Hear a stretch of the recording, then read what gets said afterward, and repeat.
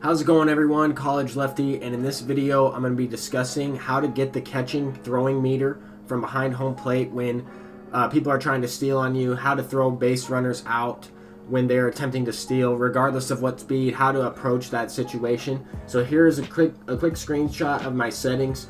I do use button accuracy, I have the throwing meter on, and I also use throw canceling, and I'll explain a little bit as to why I use those settings specifically here in a little bit. It definitely helps with combating base runners and making them run into outs in specific situations when they're being overly aggressive. So for this gameplay, I'm going to be playing a friendly game versus one of my friends, and I'm going to be going over which positions are going to be there. So I have a bronze fielder at third base in Wilmer Flores. I have a gold fielder in Joe Panic at second base, and I have a silver fielder in Javier Baez with Pablo Sanchez behind the plate. And all of these things are going to come into factor with animations and everything, and I'm going to be explaining how to get this throwing meter every single time when you're trying to throw people out. So basically, once the ball is in mid-flight from leaving the pitcher's hand, and I'm going to break it down in slow motion. So right now I'm going to be pressing square, I'm going to tap it, and then once that's going to enable the meter. Once you get it again, you're going to press it again, the square button, because I'm throwing to third base, once it's in the green part of the meter. And depending on your catcher's arm accuracy and everything like that, it's going to determine how big that green portion is. Sometimes every now and then, if you throw a ball in the dirt, he's not going to be able to get the meter. He's going to miss the ball and it's going to squeeze by. So that's what happened there. I wanted to include that example. Here with the curveball, no slide step at all. He is able to get in there safely. But nonetheless, I am getting the throwing meter every single time possible, except for the ball that he did drop. But here I am pressing triangle as soon as I can there. As soon as the arrow enters into the green, I'm going to press triangle, and that's going to give me a pretty good throw. Sometimes it's going to be just offline depending on the fielder. Sometimes it's going to be just offline depending on your catcher. But I wanted to show you guys where I am pressing triangle. So while the ball is mid-flight coming towards home plate, you tap it, and then you tap it again once you get the meter. And that's pretty effective way to get this throwing meter consistently. I'm going to be showing you guys, I'm going to be breaking it down a variety of different ways. I noticed that a lot of people are having a tougher time throwing to third base than any other base when it comes to people stealing on them. With the pitch out, it's going to look a little bit different, as there is a quicker meter. I got the animation where the catcher fully stands up and throws from a good throwing standpoint. This one, he's going to throw from a crotched position where he is not necessarily from a knee, but he's not going to throw coming all the way up. He's going to throw as he's coming up. Here he's going to stand up and throw it a little bit offline with the bronze fielding third baseman unable to get him, and that's also some good speed over there. I had my friend put a good amount of speed on the base path. Shout out to him for doing this video. Nobody likes to just steal a bunch of bases and try and make these clips, but I had him do specific things. Sometimes he would take a lead, sometimes he wouldn't take a lead. These first couple clips are with a lead, and I'm still able to throw this guy out. Cody Bellinger is not as fast, but right as soon as Max Scherzer releases the ball, so that's why I'm going into slow motion in this replay. As soon as Max Scherzer releases the ball, as he's coming home, I'm still throwing the pitch. Obviously, I'm using the analog stick. Now is when I press triangle. I'm still trying to figure out the perfect timing. When do you press the base to get the best animation possible from the catcher? I don't necessarily know. If you wait a little bit longer to press it, then he's not going to necessarily stand up every time.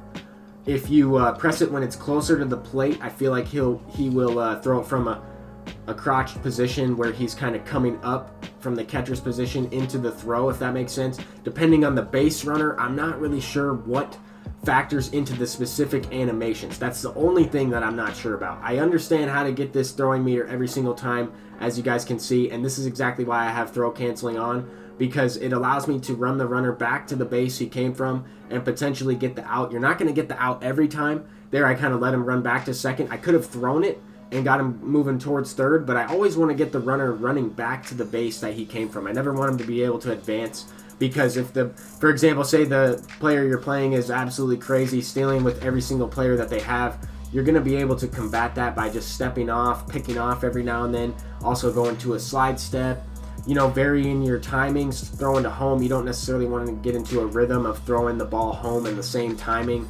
So let's get into another gameplay. There we saw the last guy got thrown out at third base. Let's get into another gameplay. I'm going to be using Brandon Crawford at shortstop, Joe Panic at second once again, just because he's a solid gold fielder. And then I'm going to be using Kyle Seager at third base, who also has 87 fielding. So golds all around. I don't necessarily have the best diamonds. The only diamond fielder I have in the infield is Evan Longoria. And I use him during ranked season, so I wanted to try it with different varieties of players, different tier defensive players, to see if I would get different animations, different tags even. So let's keep in mind for the different tags and everything, how the players set up for the tag is important in this year's game. That throw was a little bit offline, even though it was in the green, it was still a little bit off. That's going to happen every now and then. It's a little bit of the randomness that goes in with the game, but that one right there was a much quicker throw, much quicker animation. Better pop time there, as that's the baseball term. But with the slide step, I mean, also we have a couple factors here. James Paxton gets the ball to home plate a little bit quicker. Here with the slide step, I wanted to show you guys the stealing box to the right. That's why I use this point of view, strike zone high, when I am pitching. It gives me a good view of the base runners as well. I can always see when they're going to steal. I can try and get the meter every single time, and it has come into effect in ranked seasons. I will be including a clip where it was a crucial moment in ranked seasons where I threw the runner out and it helped me win the game. So that will be at the end of the video. But this slow motion clip right here is not a slide step. It is a cutter over the middle of the plate. And Trey Turner with 97 speed, 97 steal, did not take a one-step lead there. Got a decent jump, not the best jump possible, but he was gunned down. Now with Jackie Robinson, without taking a lead, I brought in Betances because it's a little bit of a different delivery, a little bit slower, and he's also going to be able to gun him out. And let's break it down into a little bit slow motion here. So as the pitch is coming in, I'm setting up. I use my analog to throw the pitch. Now I notice he's stealing. I press triangle mid-flight, get the meter, and press triangle once again to throw the runner out. And this works every time, guys. I mean, I know a lot of people are saying take throw canceling off if you're having a tough time. I think it's just a matter of your timing when you press these buttons as the ball's coming in. Here the opponent's getting a walking lead. He kind of takes 2 steps right there and gets a pretty good jump, as you see the steal box. And this just gives me absolutely no chance to throw him out. 88 speed, he's going to be there. He was there safely, faster than anybody else with 90 speed and 1-step lead and a good jump, stuff like that. So if they get a running lead, you really have no chance to kind of throw them out, or a walking lead as I like to call it. But this one, he did have a step, but the jump wasn't there, and he didn't have the step and then kind of the takeoff. What I mean by that is he didn't take the step and then initially get a good jump. That kind of gives him an extra boost. And in this next slow motion clip, I wanted to show you guys the kind of the lead-in animation that Brandon Crawford got into the tag there. It was much more fluid than even Javier Baez with silver fielding. And I feel like the higher tier defenders that you have, the better off their tag animations are going to be. For example, I saw Joe Morgan making some nice plays at second base from throws when I was trying to steal. And there, that last play right there, that last clip was from a ranked seasons game. That was to put me into the World Series. And one other thing I wanted to include in this video is there was a patch released earlier this morning. And basically in the patch, you're now able to see exactly which collections you have completed, whether you have collected 10, 20, 30, or collect all of the players. And this is big because I was able to collect these players and then exchange them into the team affinities that I did complete. As you guys can see here, I have a good amount of them. I have Jay Buhner as well on my bench. I wasn't really hitting the best with that Jay Buhner, but I did pick up the Stan Musial for a video, and I will have a debut with that. But the next video I'm going to be uploading is the Frank Thomas debut video. I was able to play a couple games of ranked seasons with that Frank Thomas after acquiring him through the level silver 1 pack.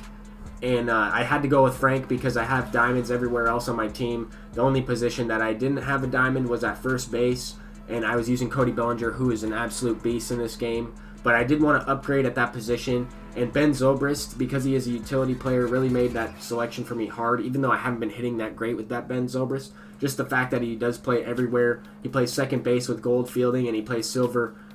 He plays with silver fielding everywhere else except for catcher. So that's definitely important to have on the team. I would recommend going after that card. But this is what my team is looking like for the next couple videos at least. I will be, I think, debuting Frank Thomas separately and then Stan Musial separately as well. I also want to try and pick up the 88 overall Tony Gwynn because he's an amazing hitter, and I don't have the signature series yet.